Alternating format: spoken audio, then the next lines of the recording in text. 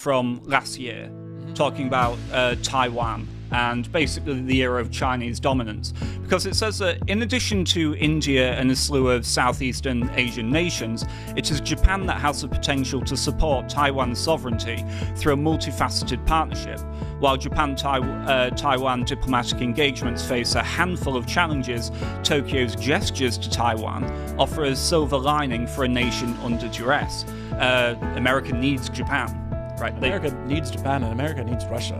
If you wanted to pursue a containment strategy against China, you would have South Korea, Japan, Russia, India, the Philippines, Australia, kind of collaborating and creating a wall of containment around China. So it's a really very reckless policy that's been pursued, I'd argue, since Clinton, that has sort of resulted in this behemoth assembling against the United States.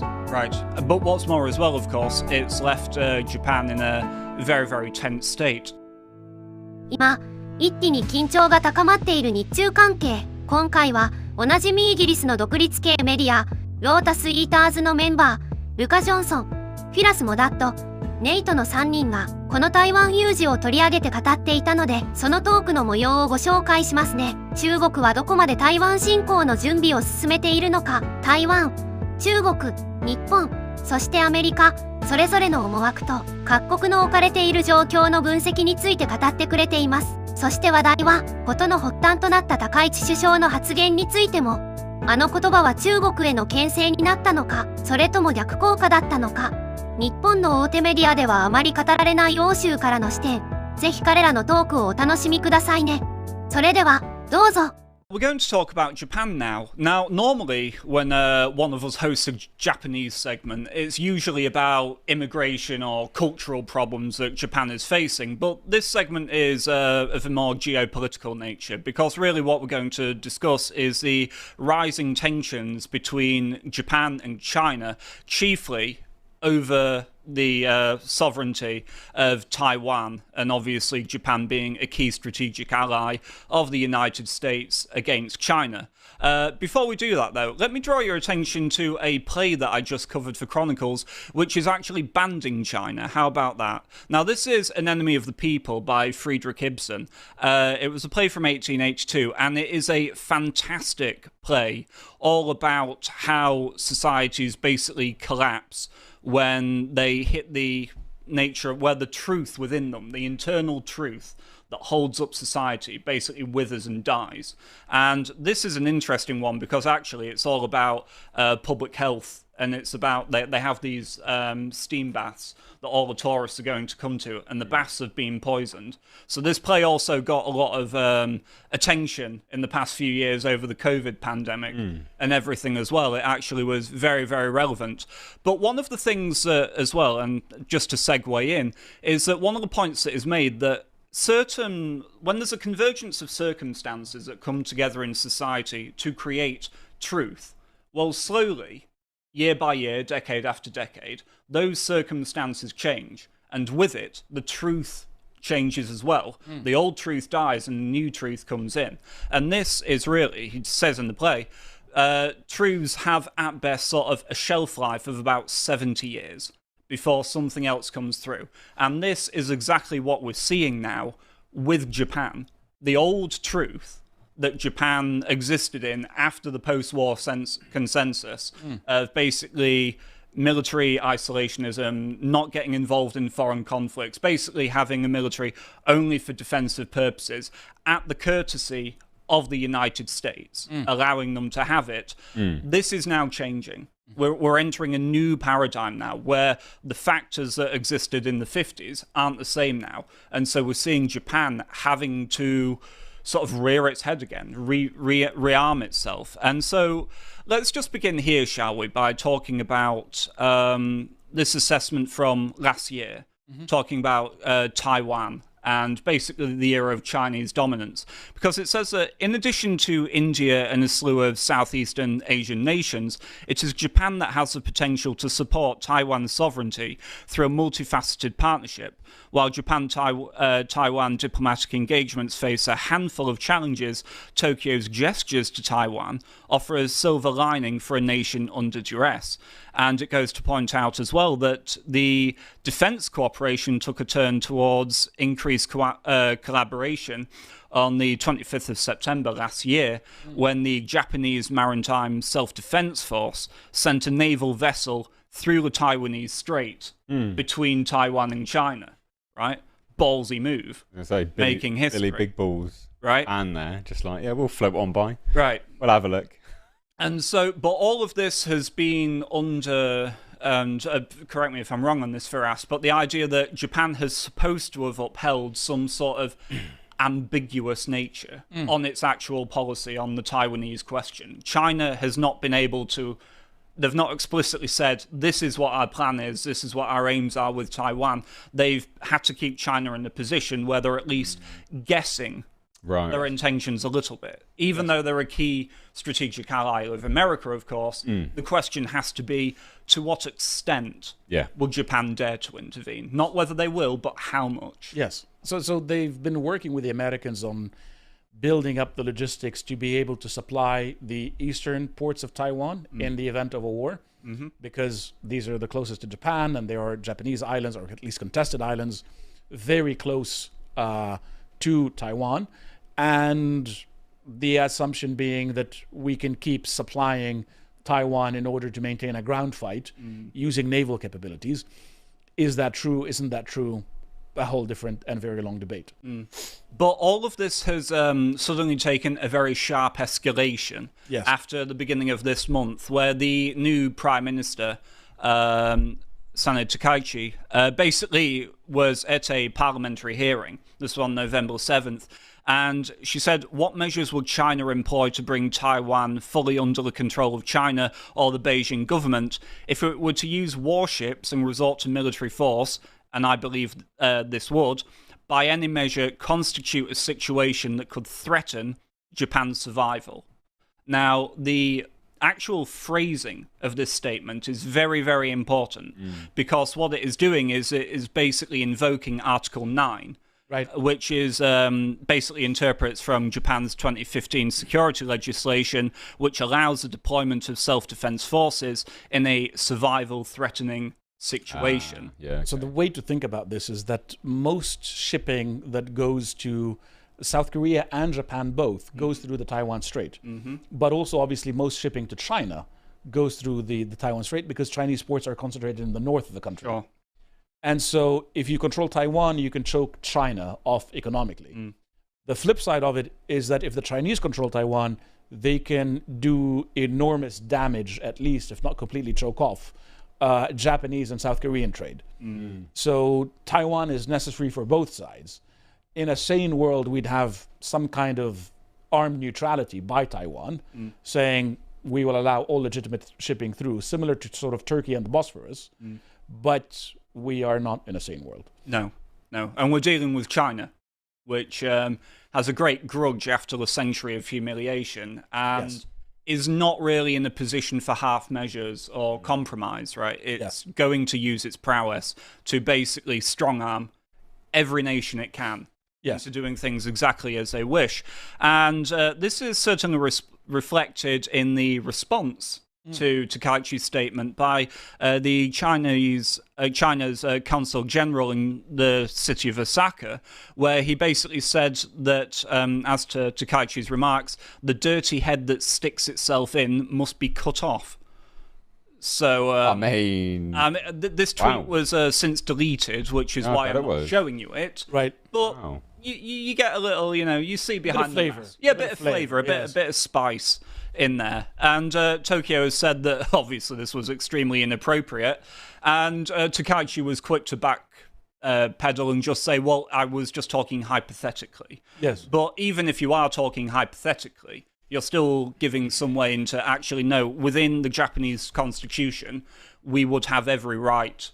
Shouldn't have backpedaled. To, obviously they involve want to ourselves maintain fully. the ambiguity. Right. Maintain a threat and then backing down. This is what Biden was doing about will they, won't they intervene in the event of a conflict of Taiwan. The policy is to keep China guessing and therefore keep China from saying, yes, we will do this militarily and trying to prolong the status quo for as long as possible. Anyway, so the Beijing government has reacted quite firmly to this, as you would imagine, and basically urged its citizens to avoid traveling to Japan in the near future. And they also went on to say that it was a blatant provocation regarding the remarks in Japan. And what's more as well, of course, so because so many Chinese tourists go to Japan, it's, I think I had it here, yes. Basically, shares in Japan's department stores were hit hard, with the parent company of Mitsukoshi and Isetan chains plunging by almost 12%. And various other Disneyland Resort as well ended the day with 5.8% lower. So these are huge chunks that are being taken out by basically taking the Chinese tourists out of the Japanese market. Now, obviously, we could go on to have a conversation about not being so dependent on those tourists when you know that tensions could turn just like that. Geography is merciless, man. With your neighbour, of course. But it says that tourism accounts for about 7% of Japan's overall GDP. And this is obviously with a fifth of all of those 12% being Chinese. Yep. So it's a huge number. Big portion. And it will have a very, very damaging effect as things go on. Now, naturally, obviously, Trump had to get involved in this as well. So as soon as this statement was had, as of this weekend, I believe it was, now Beijing initiated, and I think that's a crucial point as well, they were the ones that seem to have initiated this call. They asked for a call with Washington. Right. And basically it was quite interesting, actually, because as you can see from this post here with, scroll through the text, wall of text, Trump comments on the fact that he's obviously had this phone call with Xi, but nowhere in here is Taiwan or Japan actually mentioned. The one thing that it was obviously really about. So Washington are playing the cards very close to their chest on this. And we know from the Japanese Prime Minister, who was on the phone immediately after this call, that they went on to discuss Taiwan and what was happening in the Straits. And it seems that, obviously, America needs Japan. Right? America needs Japan and America needs Russia.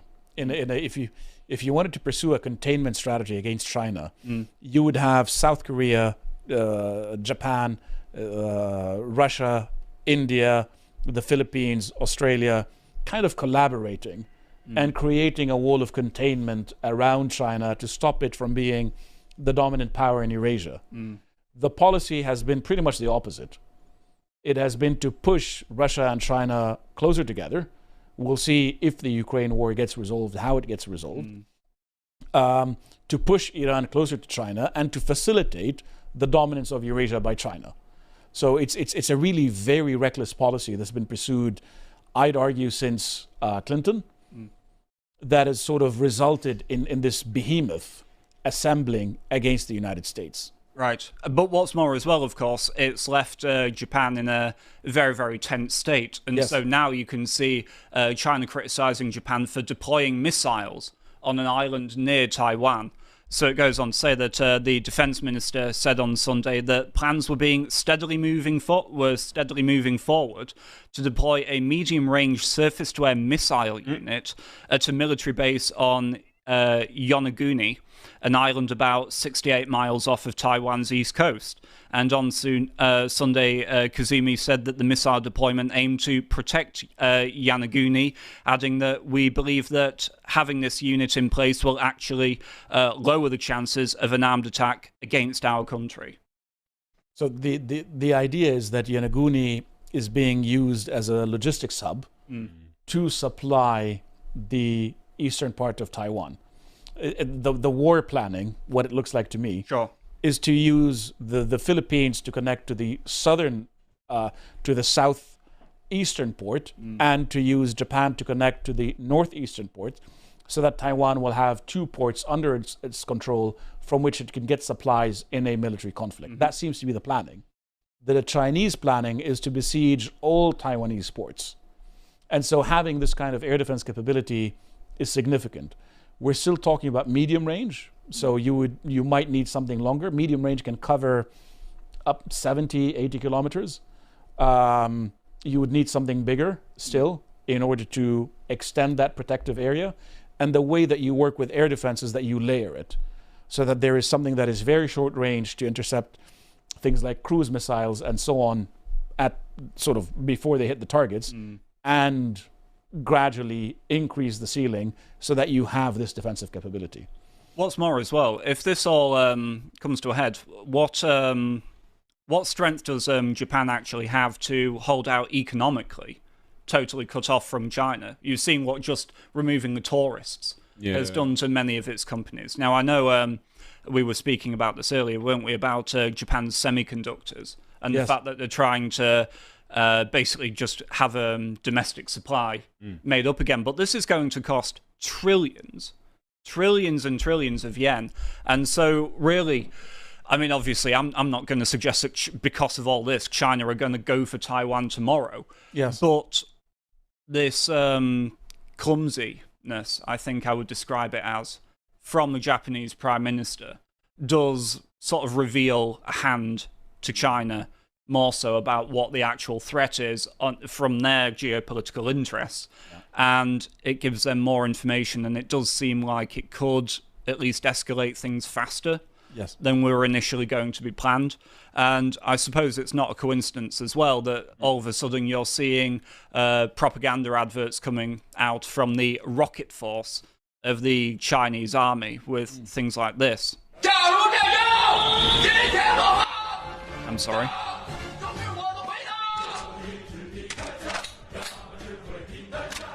Why are the rocket forces loading?